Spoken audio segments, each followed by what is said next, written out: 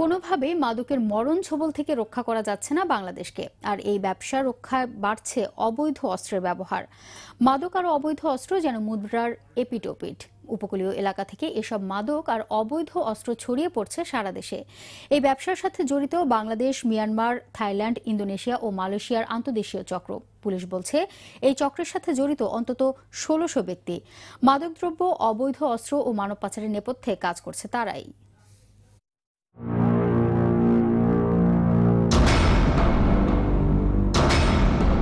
এভাবেই এমন বিপদসংকুল সমুদ্র যাত্রায় মালয়েশিয়ায় পাচার হচ্ছে দেশের বিভিন্ন জেলার মানুষ। মালয়েশিয়ার উদ্দেশ্যে এদের প্রথম ঠিকানা হয় মিয়ানমারের গভীর জঙ্গল।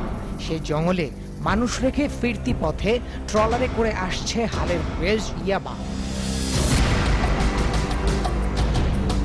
শুধু ইয়াবাই নয়, আসছে অপরাধ পরিচালনার অন্যতম আগ্নেয়াস্ত্রের অবৈধ চালান। বার্মা, ইন্ডিয়া এই পথে আসে। এই সমস্ত অস্ত্র কি বেশি ব্যবহার হয়? না, এগুলো খুব কম, সবচেয়ে বেশি ইন্ডিয়ান। ইয়াবা একসময় বিত্তবানদের নেশার উপকরণ হলেও এখন এর বিস্তৃতি সমাজের সব শ্রেণী পেশার মানুষের কাছে। মানভেদে ২৫০ থেকে ৮০০ টাকা খরচ করলে খুব সহজেই মেলে ইয়াবা।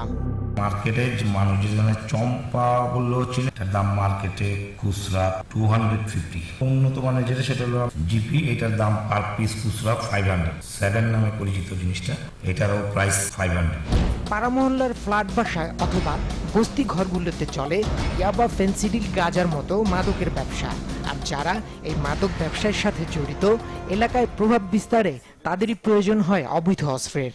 এলাকা ভিত্তিক এই মাস্তান শ্রেণী তাদের শক্তিমত্তা প্রদর্শনের জন্য তারা অনেক সময় এই অস্ত্র বা এই ধরনের জিনিসপত্র যেগুলো আছে সেগুলোর সঞ্চয় করতে থাকে এবং সেগুলো ব্যবহার করে থাকে। পরোক্ষভাবে মাদক ব্যবসার সাথে অস্ত্রের একটা সম্পর্ক রয়েছে, যেখানে আধিপত্যের একটা বিষয় চলে আসে একটা স্পট চালাতে গেলে।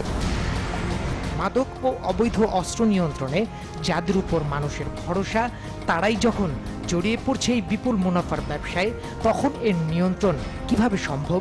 শুধু পুলিশই নয়, মাদক নিয়ন্ত্রণের দায়িত্বে রয়েছে কোস্টগার্ড, বিজিবি, র্যাব ও মাদকদ্রব্য নিয়ন্ত্রণ অধিদপ্তরের মতো প্রতিষ্ঠানও। তবে কারো ঝুলিতেই নেই নিয়ন্ত্রণের তেমন কোনো সাফল্য গাথা। মাদক উদ্ধার করতে গিয়ে দেখা যায় অনেক সময় আমাদের একেবারেই ড্রাগ প্যাডলার যারা আছে, সফিস্টিকেটেড আর্মস নিয়ে তারা আমাদের সঙ্গে যুদ্ধছে। সরকারকে আমরা বলেছি সীমিত পর্যায়ে হলে আমাদের কাছে আর্মস দেওয়া হয়। মাদকদ্রব্য নিয়ন্ত্রণের দায়িত্বে থাকা প্রতিষ্ঠানগুলো গত ৪৪ বছরে চুনোপুটি ছাড়া একজন গডফাদারকেও এ পর্যন্ত সাজার আওতায় আনতে পারেননি। আইন ও বিচারের মারপ্যাচের সুযোগ নিয়ে গডফাদাররা যেন প্রতিনিয়ত আরও বেশি অপ্রতিরোধ্য হয়ে উঠছে। কিন্তু এর শেষ কোথায়?